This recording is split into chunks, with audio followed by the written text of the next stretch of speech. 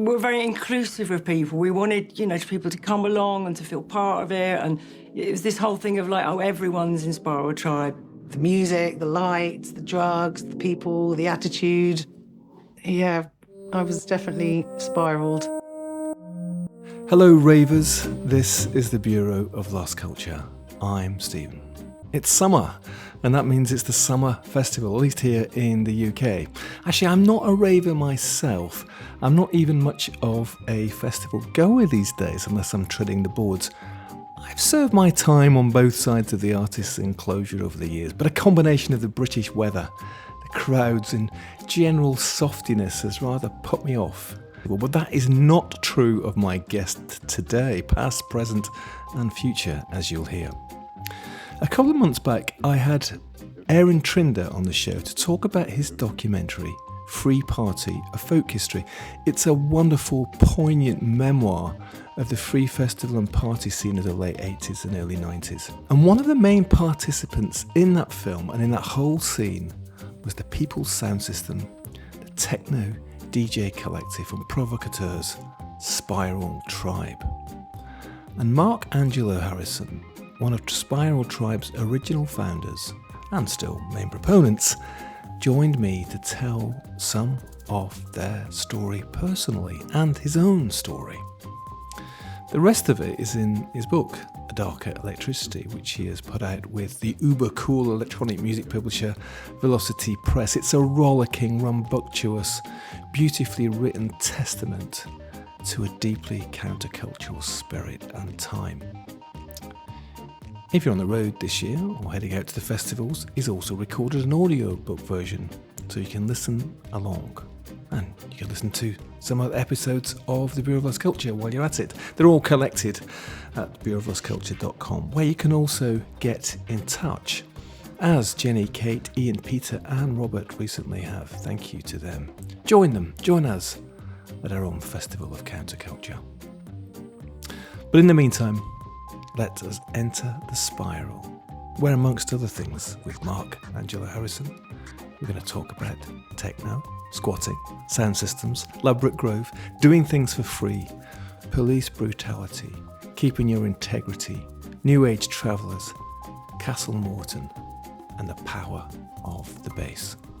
Enjoy. Marc Angelo Harrison, a big bad welcome to the Bureau of Lost Culture. Well, thanks for inviting me. First of all, congratulations on this epic work. It's a substantial piece of countercultural history. Well, I hope so. That was the idea.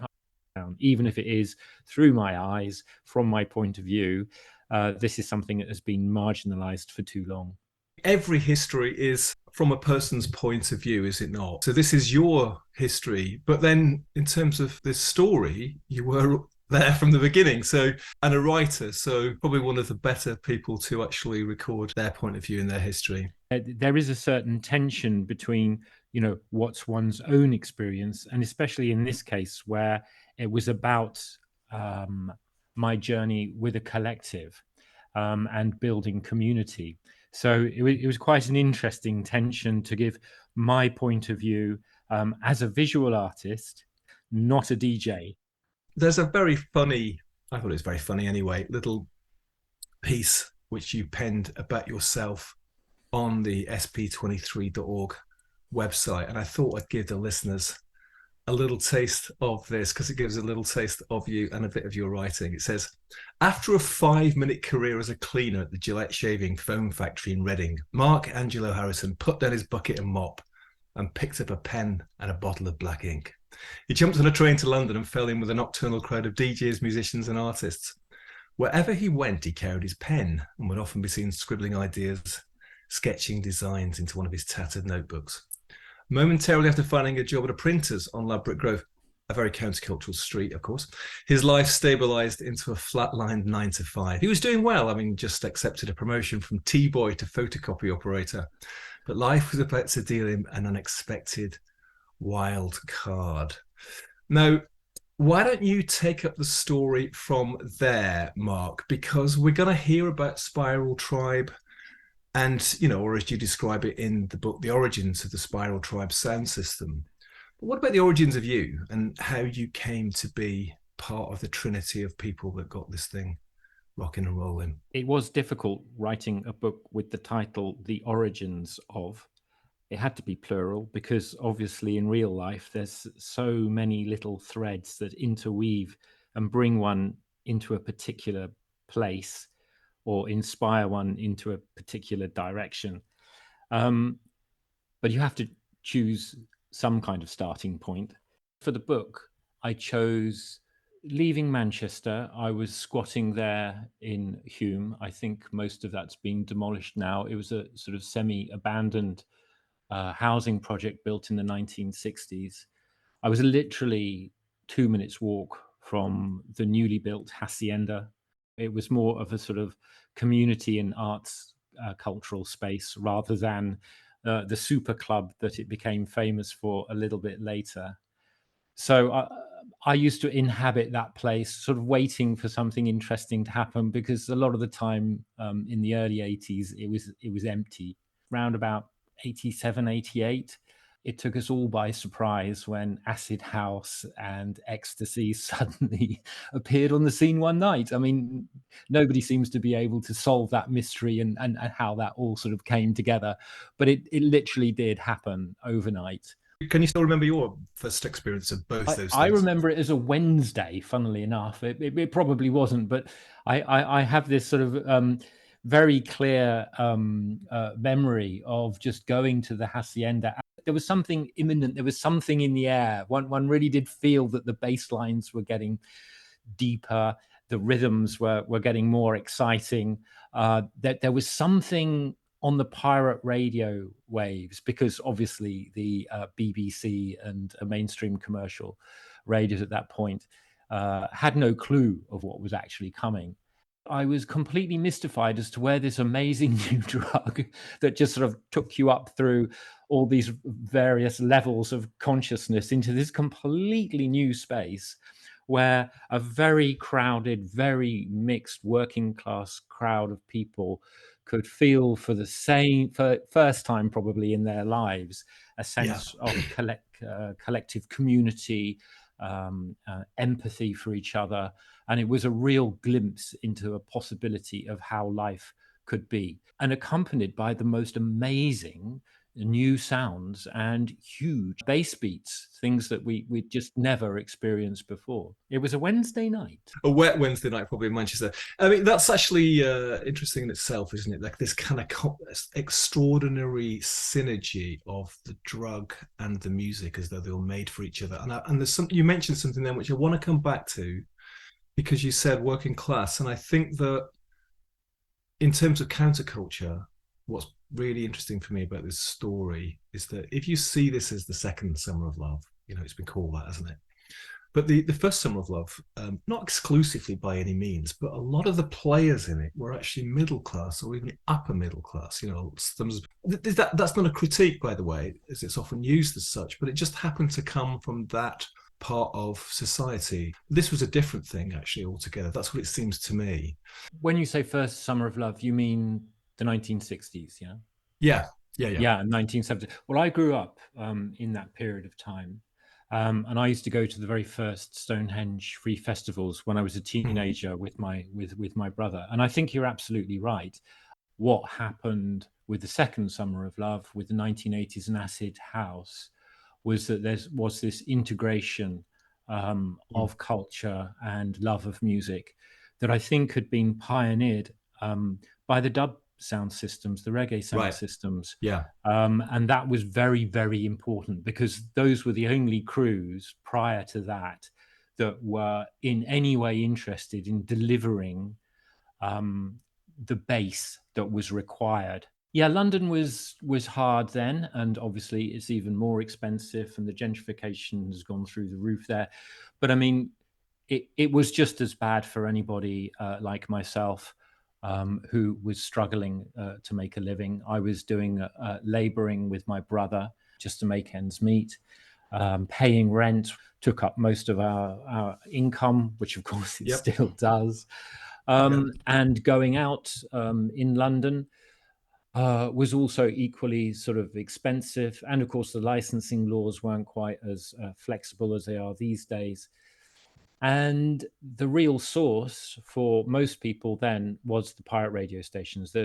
Yeah. The culture was rich. There was so many out there, and one really did feel that one was connecting with this vast new network coming from the future, because the sounds, what we called British breakbeat, and also the techno sounds, were rapidly developing. We still hadn't sort of moved into that phase where things were called drum and bass or jungle. Yeah. It was still the sort of proto drum and bass. So that would have been sort of 1990, 1991. But again, you could feel it coming. It was just around the corner. There was this palpable excitement.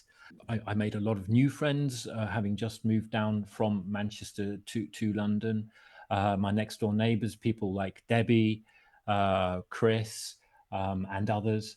And my girlfriend at the time, she found a squat or an empty building, an empty schoolhouse, literally a stone's throw from where my brother and I had our little flat. That was on Willesden Lane in northwest London. Yeah, very close to the Kilburn tube station. It's just another little, mark on the blackboard here, because this is so important in this story and in the story of countercultural and subcultural movements, isn't it? Is that at that time you could squat, people could squat in London. You weren't fenced out. A whole class of people were not fenced out by virtue of the fact that it was impossible to find somewhere to live, right? However rough and tumble that was. And West London in particular, you worked on Ladbroke Grove and that whole area with its sound systems, of course, the Notting Hill Carnival and all that, and the Afro-Caribbean community, plus also that kind of legacy of International Times and Frestonia, this whole squatted area and all that. There's all that stuff going on in that part of town as well, right? Yeah, it was absolutely amazing. And again, when I first moved there, I was completely naive about all of this. I mean, we were living in the schoolhouse, which was the first sort of incentive to do a party. It was huge, had a huge basement, had a gymnasium, and as you say, the squatting part of this story is very important, because free space not just allows one to have shelter as a resident, but it also enables one to be creative, because you're not having to earn your rent. Your whole life isn't orbiting the needs of your landlord or the demands of your landlord. And then also you've got this space that you can then be creative in, whether that's make music, rehearse, paint backdrops, paint the basement black, install a big sound system, have a party, which make a lot of noise. It's just inevitable. This is, we feel, part of what being human is. It's something that we've always done, and we should all have access to this sort of free movement, free gathering, free collective space that's accessible, people can participate in, people can bounce ideas around. And inevitably, what do people really want to do? They want to be sociable, they want social space, right, especially in these kinds of urban environments where even the local community are locked out. Being squatters, we were quite clever at gaining entry without breaking or entering, of course, changing the locks, and off we'd go. We just invite the community back in again. And I think that was the really real core thing where things changed for us when we lived in Westbourne Park. We squatted what had been a Caribbean shebeen. We had no idea. It was just this incredible basement that was all mirrored, had a little DJ booth, but it had been shut down by the police years earlier. So we opened it up again, completely naive as to what we were actually doing. And I think we got away with 4 parties there with our new sound system. They were benefit parties to try and raise the money to buy the sound system. And they worked very well. And we got a lot of respect from the local kids. And we made really deep contact with the community there. And we were massively supported. So I think that's what sort of set us apart and set us on the road that Spiral Tribe then took, which was one of open door policy, inclusivity, and inviting the youth to come in and play the music that they wanted to hear. You mentioned earlier, obviously, your own discovery of acid house, and then whether it be in Manchester or around the country, and this new thing, allied to the use of ecstasy, fostered what we call club culture. Let's call it that, right? Mm-hmm. But interestingly, like many subcultural, countercultural things, possibly all of them, they get taken over by the mainstream culture, and club culture itself, quite quickly, didn't it? Got kind of sucked out into mainstream culture. And I'm just wondering, the big clubs started to open where you now, had to pay quite a lot of money to get in. Drinks are expensive. Even water was expensive, wasn't it, for a while, right? So it became an economy in its own right. And that whole thing about people, heading off into Essex or into Cheshire, following a flyer that they'd found in a record store or ringing a number to find out where the rave was going to be, the sort of free party, that had sort of got taken up into this commercial club culture. So was this thing that you guys were doing, this squat parties, these kind of interventions, was that a response to that, to sort of take it back to the people who, in a way, had started the acid house thing as well before it got commercialized? Yes, that's how it panned out. I think what we were actually thinking at the time wasn't that. We were thinking that we just wanted to do our thing. We weren't, or we were actually deliberately trying to avoid getting sucked into sort of the political arena, because we felt that was completely corrupt. The fact that there were all these huge, great vacuums within society, not just empty buildings, but also, as I mentioned, the actual living community was locked out of their own space, everything privatized, everything expensive. So that shaped the direction that we took. Obviously, the commercial element didn't really kick in the same way until after Castle Morton, which is towards the end of this story. Right. Because that's when the legislation came in and gave all the power back to the leisure industry, if you like. Because prior to that, a lot of them were Tory supporters, Tory boys organizing these really vast, big commercial raves, which were amazing. Again, it was something that was needed, that wasn't actually being facilitated up until these entrepreneurs did it for their own reasons. But at the same time, it was still underground. It was still illegal. It was still very cat and mouse. It was still very much, a subculture, and it had that. I mean, I went to a few of these things. I mean, even if it was expensive, and even if there was security with dogs and this, that, and the other, it was all very kind of gangster, and it was very underworld, and had an excitement all of its own. It wasn't until later, when it became kind of more sterile, and the anti-acid house laws brought in by Graham Bright were the beginning of it, where he was actually representing the alcohol industry, because he was the MP for Luton, which I think is Whitbread. There's a big, big employer there. And this was what was motivating that side of the new legislation, was alcohol sales had gone down by 30% to the youth. People just weren't interested in alcohol anymore. They were just all out in the warehouses or in the countryside going to raves. This was something that really motivated the legislation. We were squatting in the Westbourne Park area, very influenced by Notting Hill Carnival. We began to meet people like ourselves, Debbie and her circle of friends, and they were mad for it, ravers as well. Marc had just come down from Manchester, so he was buzzing about the Hacienda, and we were buzzing about the raves that had been going on around the sort of the M25.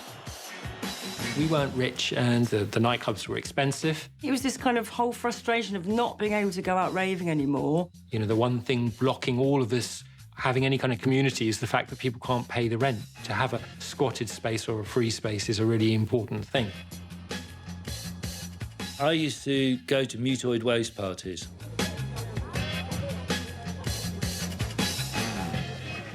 We would go to these squat parties. Little raves that people were putting on, this group called Fundamental. And you'd be just incredibly inspired to organise something yourselves. So we started doing our own thing.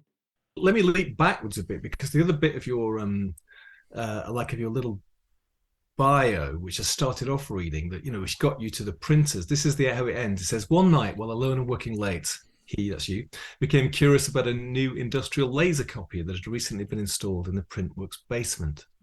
Unaware that he was only the thickness of a printed image away from a total dimensional shift, he began to experiment with its zoom capabilities.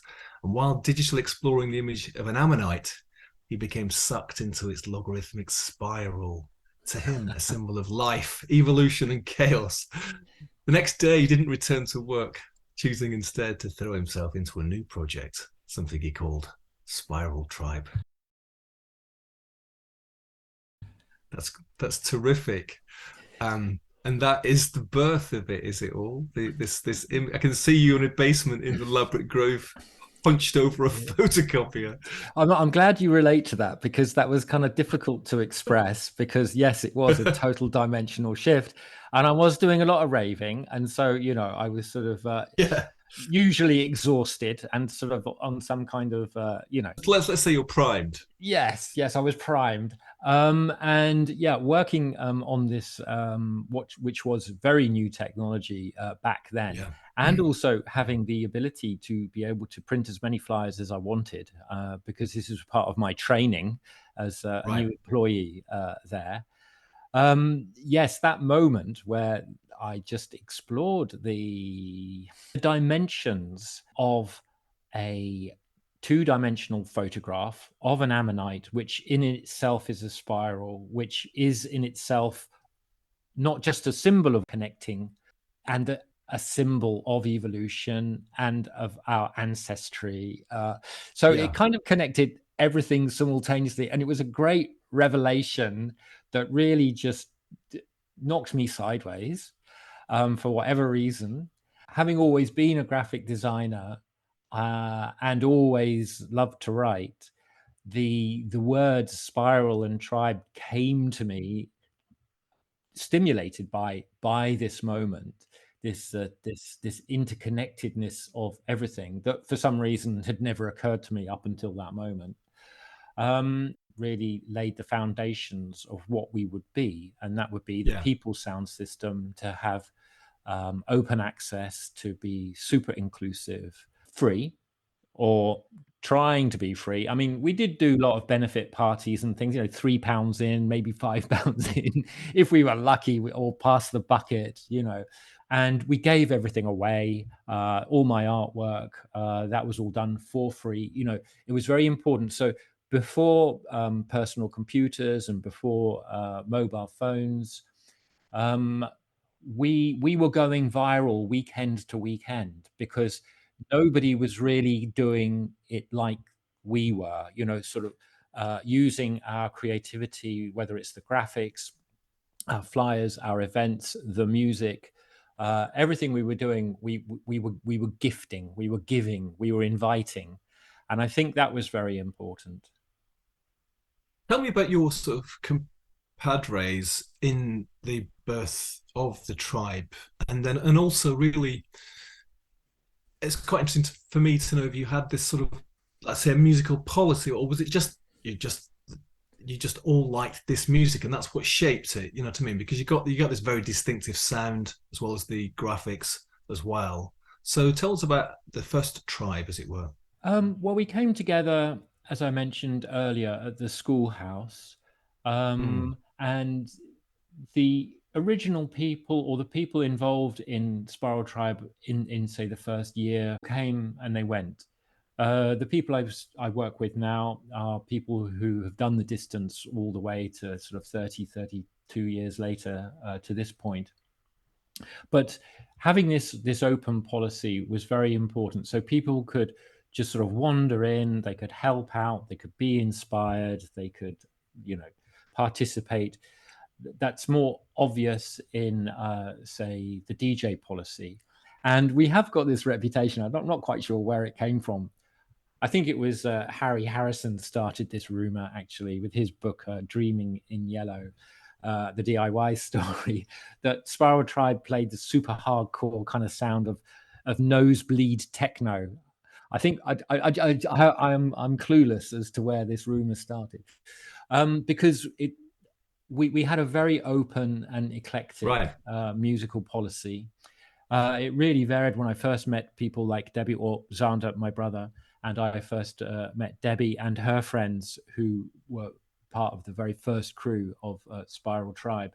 We were listening to, like house with piano and female vocals and loving it. Vocals. Yeah, I mean, it was great. I mean, we were on this one. So that's what our musical policy was. And because the decks were collectively owned and we had such a wide friendship circle that was ever widening, if people had a box of records and they wanted to come and play, there were two options. We had various squats and people would come and practice, or when we were out in the wilds or a warehouse party, if people were brave enough to get through the police cordons and get through the mud and the forest and what have you, and arrive at the sound system and want to play, they got to play. Everyone got to play. So the style developed from that, I think. And because of this, we were right on the front line of all the new music, as it was pressed, more or less. Marc describes the Spiral Tribe as the people's sound system. Well, here is a little sidebar about the evolution of sound systems in the UK. The history really begins in the 50s with the arrival of immigrants from the Caribbean, particularly from Jamaica, where sound systems had emerged in the 40s as a way to bring music to the streets. DJs or selectors would select the latest records to play on massive speaker setups, often competing with rival systems for audience attention. This culture was transplanted to Britain by the immigrants seeking work opportunities after World War II. If you want to know more about that, check out my interview with dubmaster Dennis Bovell, an extraordinary story of his journey from the Caribbean to London. The first sound systems began to appear in British cities, particularly London, Birmingham and Bristol, initially set up in community centres and for house parties, providing a taste of home for homesick immigrants and introducing British audiences to ska, rocksteady and of course later on reggae. As the 60s progressed, the sound system culture began to influence and intersect with mainstream British music culture. The mod subculture, for instance, with its love of American R&B and Jamaican ska, provided a bridge. In the 70s, there was a significant evolution both in terms of the technology and the cultural impact. Of course, Notting Hill Carnival being one of the very strong examples of that. And reggae had become a major force in British music too. And the dub style, with its emphasis on rhythm, space and heavy bass, was particularly well suited to sound system playback. Custom-built speakers, powerful amps and specialised equipment like echo chambers and reverb units became standard, and the role of the DJ expanded, with many talking over the music, toasting and manipulating the sound with mixing and effects. In the 80s, many systems began incorporating new styles along reggae and dub. And of course, this decade, as we've heard, saw the emergence of rave culture, which in many ways was a direct descendant of the sound system parties, with the emphasis on powerful speakers, marathon dance sessions and a whole DIY ethic. In the 90s, jungle and drum and bass styles that fused reggae-based culture with breakbeat hardcore emerged from the UK's urban centres. Many of the pioneers of these genres, like Goldie and Ronnie Size, had background in sound system culture. And of course, decades saw the rise of trip-hop in Bristol, a style that drew heavily on dub techniques and sound system culture. And through all this, the core elements of the sound system remain constant: powerful bass, innovative DJs, and a sense of community gathered around the music. by the end of the 90s, sound system culture became deeply ingrained in British musical life, reflecting not just the evolution of music technology, but the changing face of British society itself. It was an open door policy. You could come in, you could contribute. You contribute by bringing your records in, but also, your creative ideas. It just reminded me exactly of talking to Miles about International Times, which was on Ladbroke Grove, and just the same vibe, basically, sort of however many years earlier. Yeah. Okay, they were producing a newspaper. Music wasn't such a big part of that story, but it was just the same thing. People would come in, they would work there for a few weeks, a few days. You know what I mean? They would bring in stories, they would bring in food, they would bring in ideas. So very quickly, the vibe is out, your reputation's out, you're keeping the free spirit of music alive, and quite quickly, the number of people coming to your parties mushrooms. And so finding like squatted places in the city big enough to hold parties gets difficult, is it? So this is the beginning of the 90s when you sort of burst out of the urban scene into the countryside of Blighty. Yes, that's right. And just to backtrack, you mentioned IT, the newspaper. That was very influential for me when I was growing up in the 70s. So yeah, it is very much connected. And again, subconsciously, I wouldn't have thought this until you just mentioned it there, but it was something that I subscribed to and I read as a teenager. So yeah, coming out into the wilds, that was very interesting because both myself and my brother had, as teenagers, visited as many free festivals as possible. Our lives kind of orbited the summer solstice and Stonehenge. The last one we went to was in 1984, which was enormous.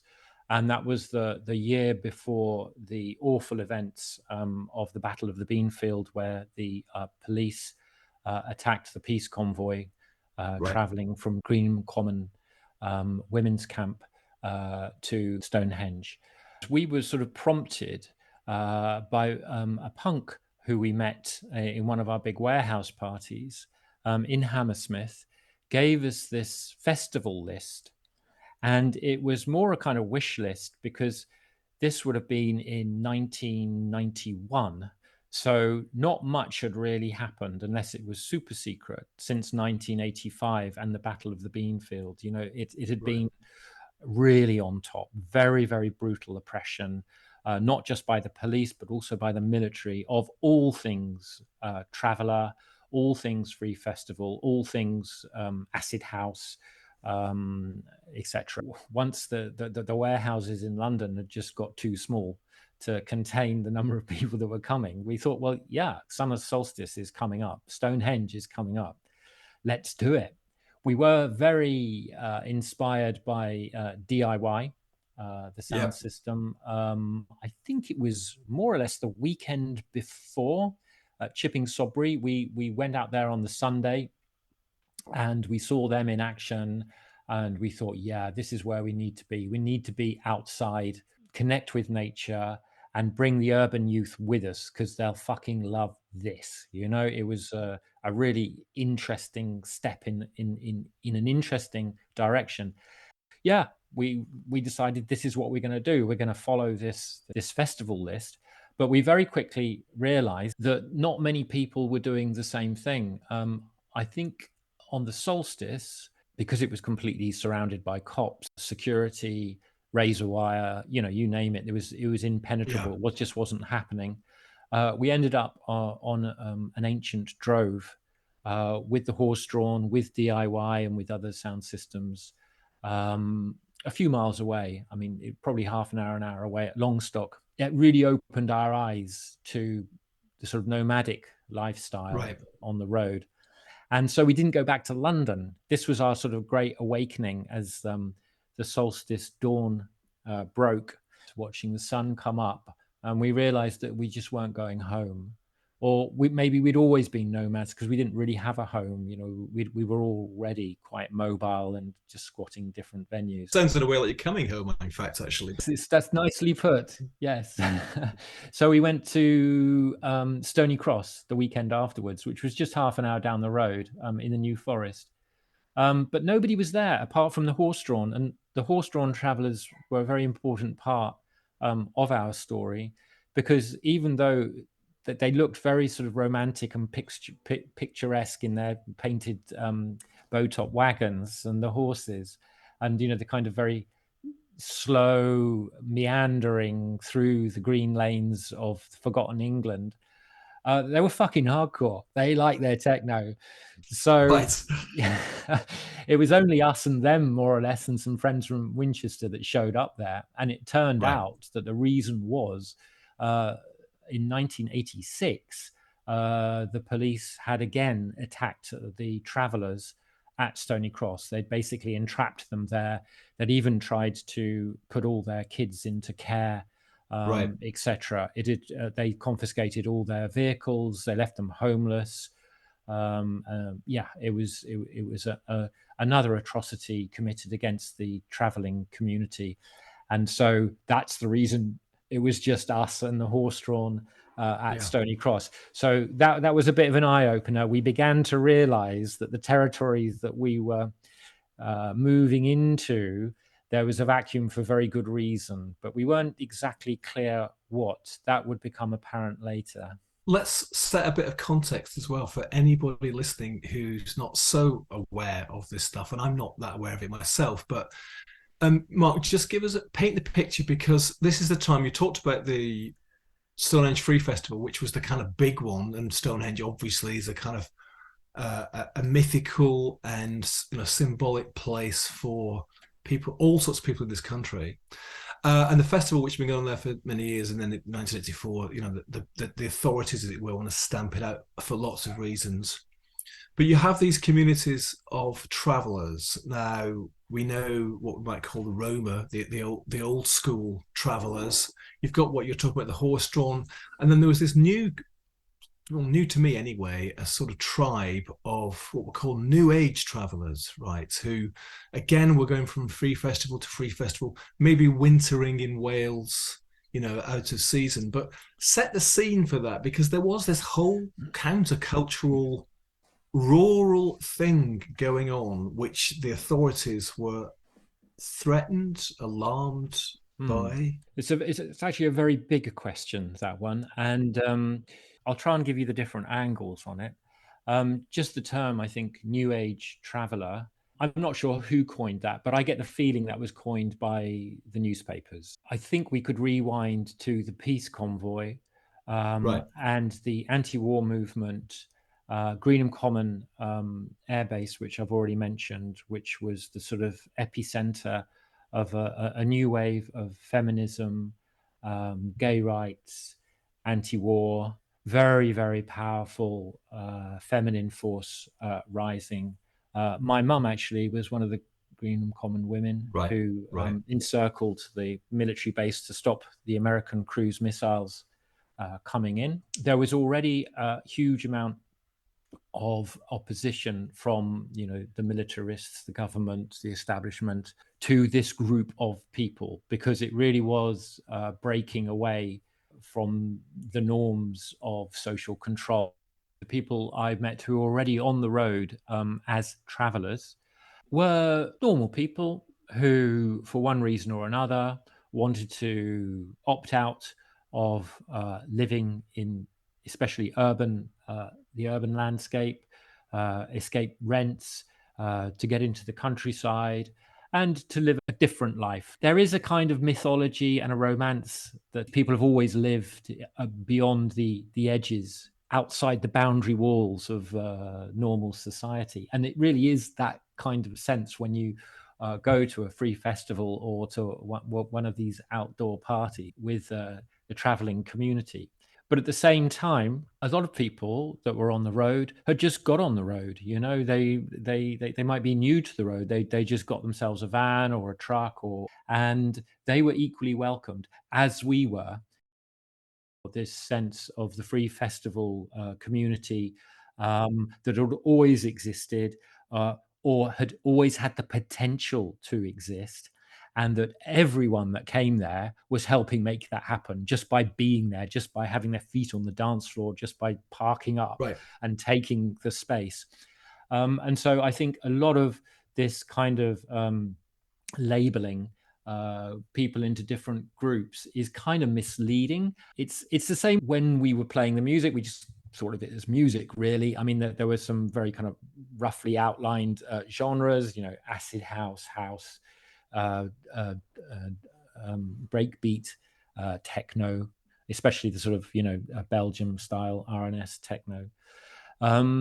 But it wasn't until a little bit later, when I guess journalists and record shops needed to define the categories, that things started to get split up. It's the same with journalism. And even anthropologists, when they're trying to look at something and analyze it, you fall into this trap of language where you have to sort of make differences. But that wasn't really what the vibe was at the time. There's a whole bunch of communities, or tribes, you could call them that, right? That are interacting in different ways. However, they needed to be, journalists or the media needed to sort of split them up. Of course, lots of the media, the right-wing media in this country, sided with the authorities in this rather brutal attempt to repress it. It's interesting, isn't it? Because actually, we've just got a bit of that going on at the moment with the latest attempts to kind of cut down on people's ability to protest in the streets of London and stuff. So you burst out of London into the British countryside. That's quite a shift, actually. So just tell us a little bit about the mechanics of that, in terms of how did you go from living in a squat in Willesden to spending your time in the countryside? Where do you live? How do you do stuff? This is a question I often ask myself, is why, what was driving us to organize a party every single weekend without stop and to continue for as long as possible? Had we been sensible, I guess we would have thought more about sort of our community structure and how we'd go about that, organizing it. But we didn't. We just organized ourselves to find a space, especially across that first summer. We turned up, we plugged in the sound system, we made a party happen. And so just by this sort of, I guess we were just, we were just madly enthusiastic. It was just purely our enthusiasm. I mean, we were often cold, we were often hungry, but these were all secondary to where were we going to get the Jenny up and running. And it involved travellers taking a site, setting up the rig, having a party, absolutely free. And then on every weekend, we were travelling down to Wiltshire and Gloucestershire and Somerset and Hampshire and doing free parties. These travellers, they had the tents, the marquees, the generators, and we had the decks and the music and the city people, and it just worked a treat. They were all young travellers who hadn't been at the Beanfield, who hadn't really suffered. They still had their optimism and their joie de vivre. Talking about free parties in the same breath as free festivals, so we called ourselves free party people. The youngsters and the free party people were pooling their dole and putting on a party for people to come to and enjoy for nothing. Where were you sleeping? Where were you plugging the generators in? How did you find the actual specific locations to create the party, And, where did you wash? Where did we wash? In buckets. I mean, it wasn't so bad. I mean, life on the road, life in a camper van, it's more or less the same thing. I mean, it's just a small shift in priorities, I guess. None of that was that problematic. I mean, money, was problematic.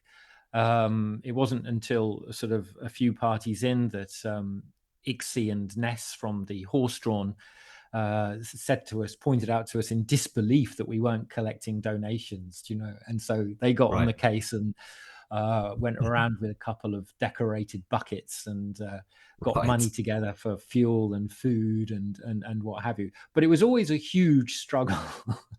But having said that, and I think most people can identify this, when you're in a situation where you don't have money to throw at a project, it really does stimulate your imagination. How the hell are you actually going to get this together, Right, of or hold it course. together, or maintain it in any way?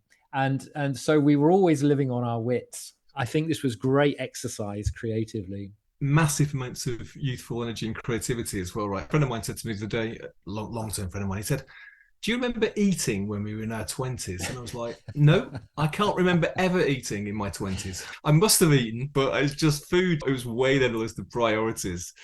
You ate when and where you had to. So you've got the generators, you get the donations to provide the fuel for the generators, and I guess you're a party every weekend. Absolutely astonishing, isn't it? And you're somehow communicating with the audience, with the wider community of people who come to the parties as well, as you say, before mobile phones and before the internet. So all word of mouth, right? It was all word of mouth. I mean, we did have the pirate radio stations. We had one of the old school cassette answer phones. A little bit later, we had a friend in London who kind of created a sort of info line for all the free parties. But this was, a couple of years sort of into the story. But before that, we just had our little cut and paste flyers, really. And something very interesting that I noticed about that, which I mentioned in the book about the visuals and the graphics and the sort of the style. The Spiral Tribe has a very strong black and white, black and silver kind of aesthetic. But this very much came from necessity. Some people have called it a sort of a punk aesthetic, in that, when you're on the road, you might have access to a photocopier in a local town or something. So we would just sort of cannibalize the previous week's flyer, chop it up literally with a pair of scissors, and get some Pritt stick on there, and then glue it all back together, maybe do some new graphics. And so it had this very black and white photocopied cut and paste look, which became a style. It's like punk and a bit of Japanese something in there somehow. It's got a bit of rave, it's got a bit of sci-fi, there's like with the actual, some of the fonts, and also there's like what looks like a kind of 1950s flying saucer in there. And it's black and very graphic, right? Yeah. Very simple. I mean, it's quite a complex journey to simplify a complicated idea, to get things down to their essence. But we found very early on, when we were competing against those big commercial illegal raves, outside of places like Heaven, for example, in London, which was an early licensed rave club, you would have maybe 20 or 30 youngsters who had been employed by the rave organizers, the illegal rave organizers, to give out flyers. You'd have all the club goers as they came out with these great big stacks of all these, high gloss, expensive flyers. And then they come to us, and we had this little chopped up, photocopied, black and white, cut out with scissors, Spiral Tribe flyer. And the look on their faces, they realized that this was for real. They could see that this was going to be a very interesting party. This one wasn't going to cost anything. This one wasn't some kind of elaborate con. This was for real. Just like, I guess, a generation earlier, the punk zine, had the same sort of effect. Interesting you say that about Heaven, a club in London, still the first commercialization of that whole musical theme, and of course it got very expensive quite quickly, didn't it? And suddenly, if you're young, it's like, whoa, what's this?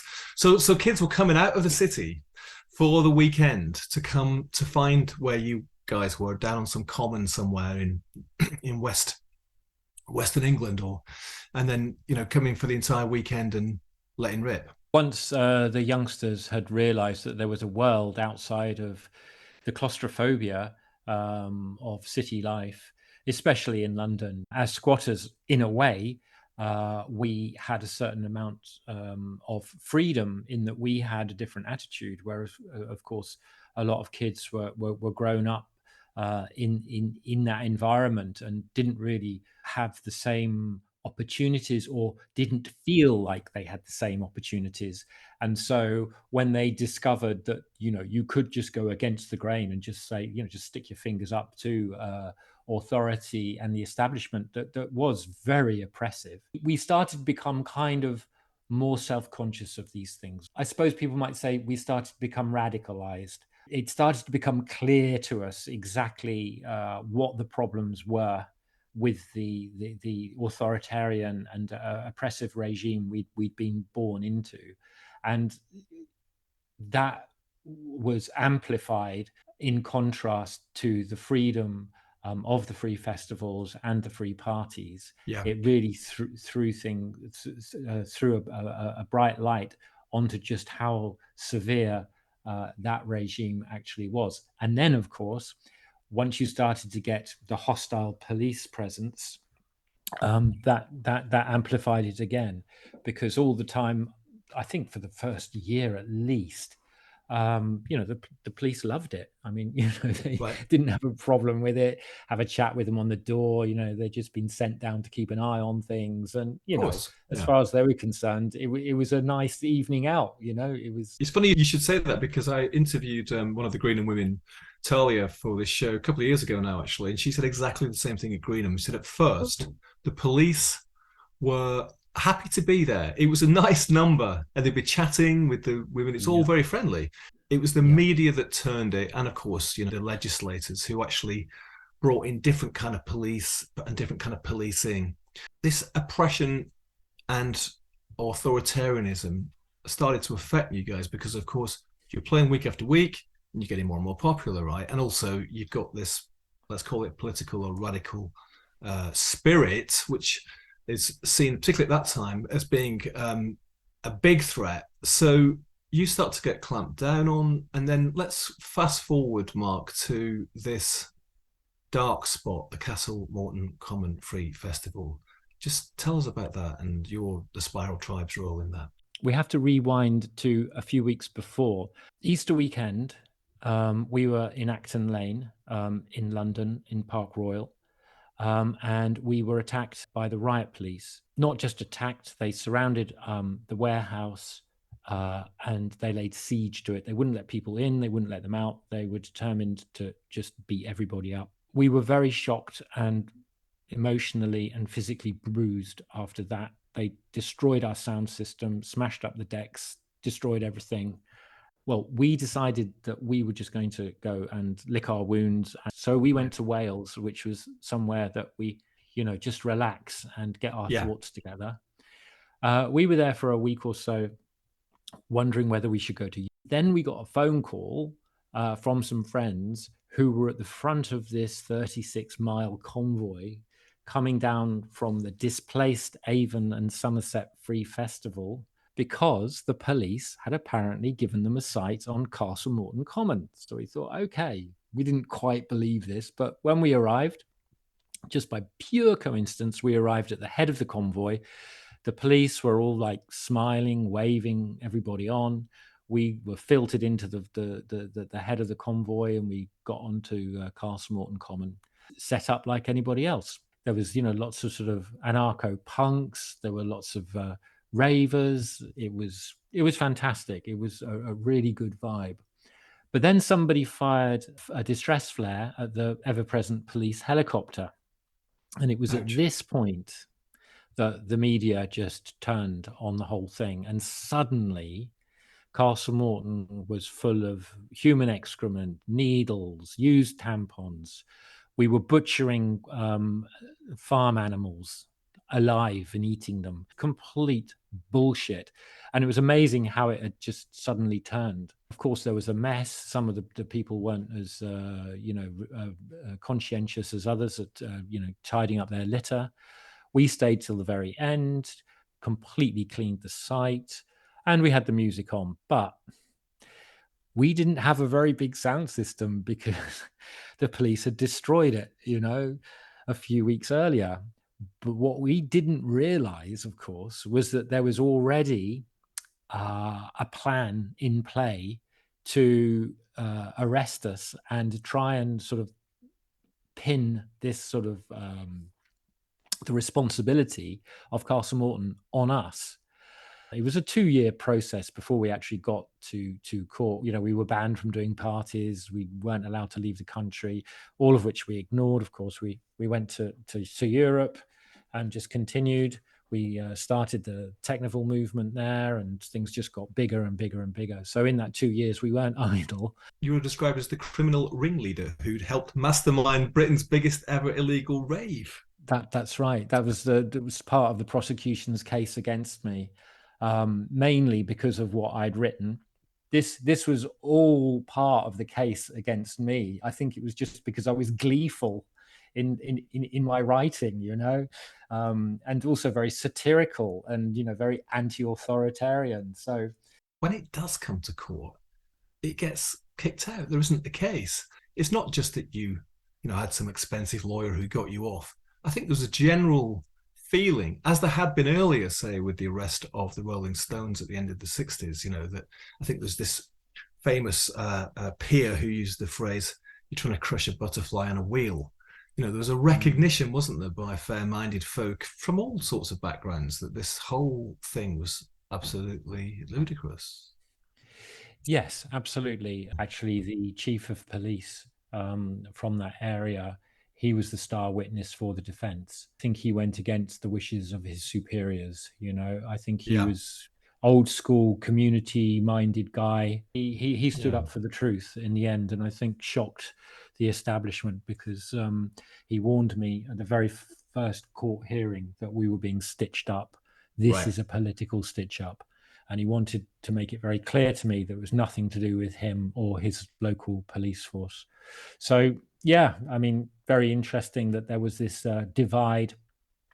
The kind of right-wing skinhead thugs of the riot police who'd attacked us so brutally and just to be violent, just to traumatize us. And then on the other hand, you had this sort of community spirited guy who was trying to do his best. He was the man who'd allowed the convoy to stop there, as he said in court, for humanitarian reasons. It must have been very painful, rather frightening at times, I imagine. It's being brutalized literally when you're kind of operating really out of a kind of position of love and community. Was there a dark side to not just Spiral Tribe, but to this culture in terms of drugs? Were people using, were there casualties, both of the drugs and the lifestyle and the events? The dark side was, I suppose, for me, and this is going to vary from, different groups, because I don't want to badmouth people who are involved in black marketeering for one reason or another, because, it's a big part of the economy. And I think even the government will admit that. And also, it just depends on the personalities of the people involved. But there was occasions when we did feel very exploited, say by drug dealers, and it's not like it was sort of gangsters at gunpoint or this kind of thing, who were basically just extracting value from the parties. If you're going to sell some drugs, you're going to sell some drugs, you're going to make some money, whatever. But then that wealth became translated into power.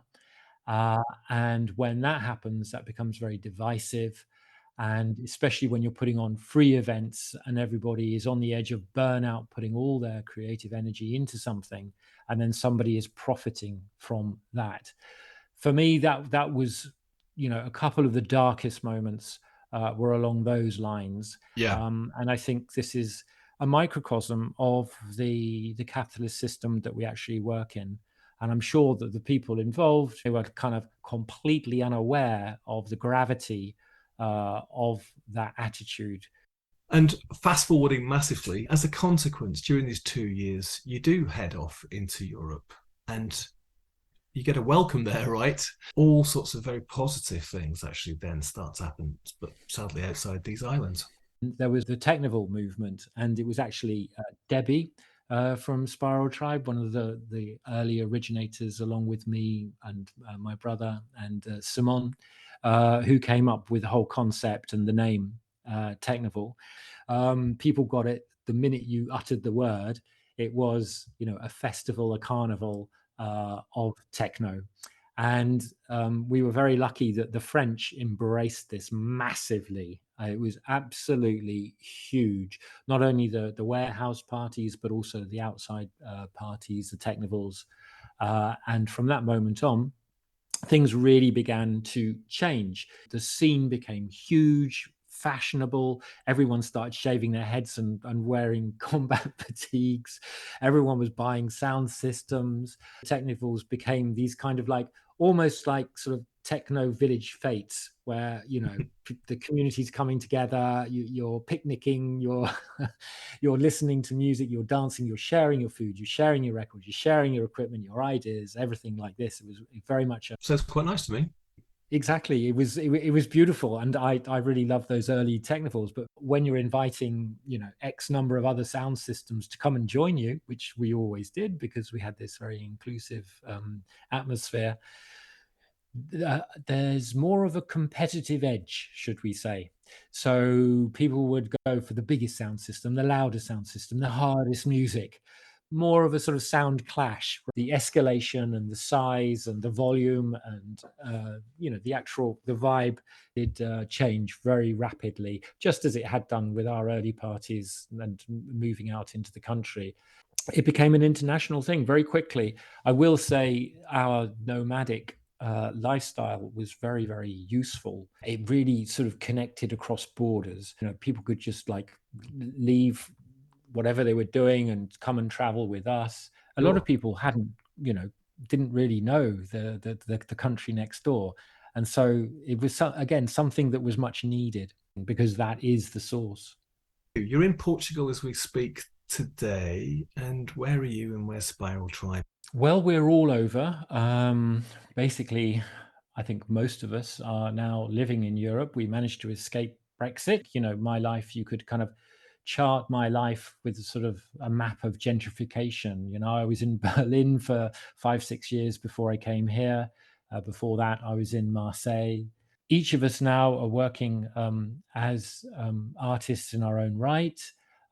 Me as a writer, graphist, and also photographer. The others as live musicians and DJs. Debbie too is also working with graphics and textiles. So yeah, and then we come together.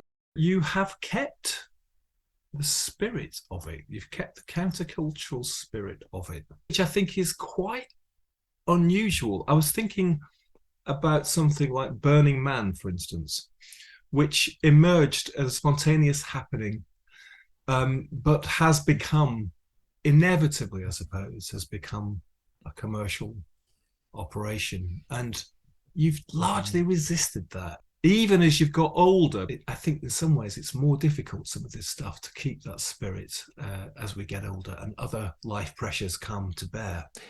Yeah, I often hear this, that the older that you get, the more conservative you're supposed to get. I've got more radical. I mean, you know, it's like the more I've experienced life and its injustices and, you know, the degradation of the environment, you know, the more solid I feel that, you know, we really have to motivate ourselves to engage and to make some kind of difference. I suppose we were very lucky in that we were a group of people who came together purely by chance. We were motivated and we were able to express our creativity, manifest it into the real world, in that we could come up with an idea around the kitchen table and then we could walk out the door and go and do it and make it happen. Marc Angelo Harrison, thanks very much for joining me at the Bureau of Lost Culture. Cool, Stephen. Thanks very much. Cheers. Thanks very much to Marc and to Colin at Velocity Press. They are doing great work. Links to the books, the documentary, and to Spiral Tribe in the show notes. Hands up, I'm not a fan of techno and breakbeat myself, but I am a fan of the extraordinary spirit of freedom and counterculture that Spiral Tribe have represented. And despite what I said earlier, I am actually going to a festival this year, the All Things Fungi Festival in September, hoping to make a live report for the Bureau from there. And of course, we just finished programming our annual festival, London Month of the Dead, which happens in the city every October. But more details about that soon, and you can also check it out and more at thebureauoflostculture.com. Thanks for spending your countercultural time here with us today. If you're heading out to a festival this week, this month, enjoy. You're in the UK. I hope the weather improves. My God, is it really summer? Otherwise, I hope to see you, hear you, and meet you further down the road, over the hillsides, and round the bend for more tales from the underground. See you.